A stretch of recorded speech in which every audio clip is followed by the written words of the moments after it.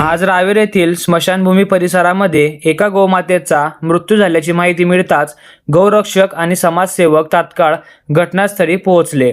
गोमातेला सन्मानपूर्वक आणि श्रद्धापूर्वक अखेरचा निरोप देण्यात आला.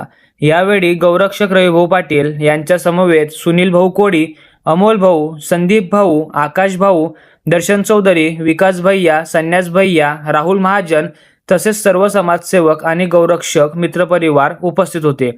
गोमातेची सेवा, उपचार, संरक्षण आणि संकटाच्या काळात मदतीसाठी सदैव तत्पर असणारे रविभाऊ पाटील हे तालुक्यात गौसेवेचे कार्य निस्वार्थपणे करत आहेत.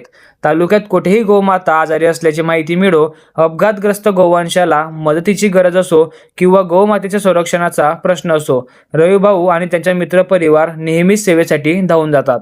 गोसेवा हीच खरी ईश्वर सेवा मानून कार्य करणाऱ्या सर्व गौरक्षक आणि समाजसेवकांचे मनपूर्वक अभिनंदन.